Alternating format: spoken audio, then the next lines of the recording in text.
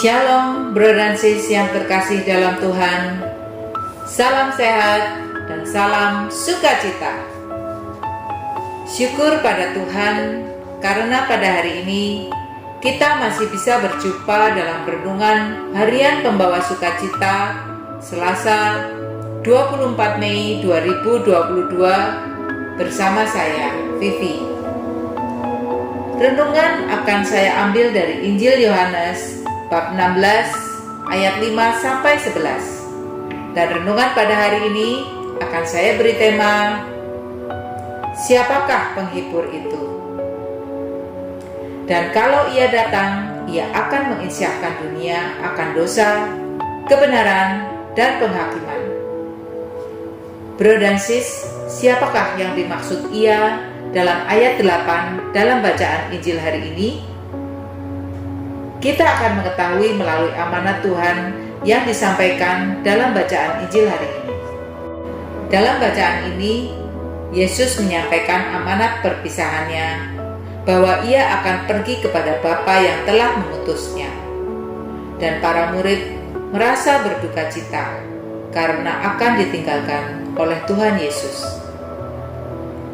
Tapi hal itu harus dilakukan, karena akan lebih berguna jika Yesus pergi, sehingga penghibur itu akan datang. Siapakah yang dimaksud dengan penghibur oleh Yesus ini? Penghibur ini adalah Roh Kudus yang Tuhan berikan untuk kita. Ia yang akan selalu membimbing dan menuntun setiap langkah hidup kita.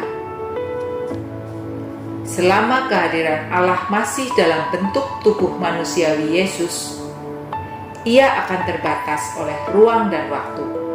Sedangkan Roh Kudus tidak mengenal batasan apapun, sehingga kapanpun dan dimanapun para murid Yesus berada, Roh Allah dapat selalu beserta mereka untuk selama-lamanya. Dan Roh Kudus itulah yang akan menginsyafkan dunia tentang dosa, kebenaran, dan penghakiman. Jikalau aku pergi, aku akan mengutus dia kepadamu.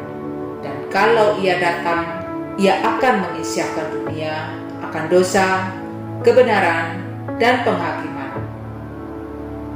Jadi, sudah jelas dikatakan oleh Yesus dalam pesannya melalui bacaan Injil Yohanes ini, bahwa Tuhan selalu menyertai kita melalui Roh Kudus, Sang Penghibur yang ia berikan kepada kita.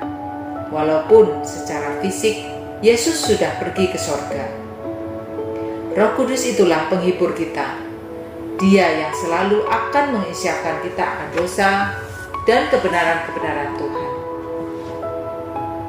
Saya akan sedikit sharing bagaimana Roh Kudus bekerja memberikan penghiburan buat saya. Kejadian ini terjadi beberapa tahun yang lalu saat suami saya mengalami serangan jantung. Saat itu yang saya rasakan sedih, bingung, panik, dan jujur takut. Tapi saat itu saya tidak mau menunjukkan di depan suami bahwa saya merasakan hal-hal tersebut, karena saya tidak mau menambah beban buat suami. Saya cuma bisa berdoa. Saya serahkan semua yang saya rasakan dan yang saya alami hanya kepada Tuhan. Setelah saya berdoa dan benar-benar menyerahkan segalanya kepada kehendak Tuhan, saya merasakan ketenangan, sehingga saya bisa berpikir jernih dan melakukan tindakan-tindakan yang seharusnya saya lakukan sesuai tuntunan Roh Kudus yang membimbing saya melalui pikiran dan hati saya. Puji Tuhan, melalui bimbingan Roh Kudus, saya dituntun melakukan tindakan-tindakan yang benar, sehingga semua jalan serta tindakan medis dari awal ke rumah sakit sampai pada tindakan operasi, semuanya berjalan dengan lancar dan baik. Dan suami saya bisa tertolong, sehingga sehat kembali. Karena Roh Kudus yang menuntun saya dalam kebenaran, sehingga saya bisa melakukan tindakan yang benar. Dan saya juga tidak jatuh ke dalam dosa emosi, karena semuanya bisa menjadi baik. Bro dan sis, sebagai bahan refleksi kita semuanya, sudahkah kita benar-benar merasakan dan peka akan kehadiran Roh Kudus sebagai penghibur, penuntun, dan pembimbing yang Tuhan berikan buat kita semua? Marilah kita berdoa. Dalam nama Bapa dan Putra dan Roh Kudus. Amin. Allah Bapa, Allah Putra, Allah Roh Kudus. Puji dan syukur kami ucapkan atas berkat Roh Kudus yang Kau berikan bagi kami semua.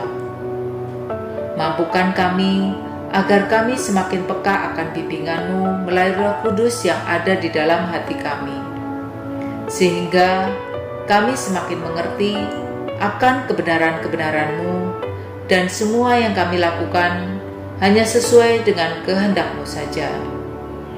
Karena kemuliaan hanya demi nama-Mu. Doa ini kami panjatkan melalui perantaraan Tuhan kami, Yesus Kristus. Amin. Dalam nama Bapa dan Putra dan Roh Kudus. Amin. Terima kasih bro dan sis. Berkah dalam. Salam sukacita.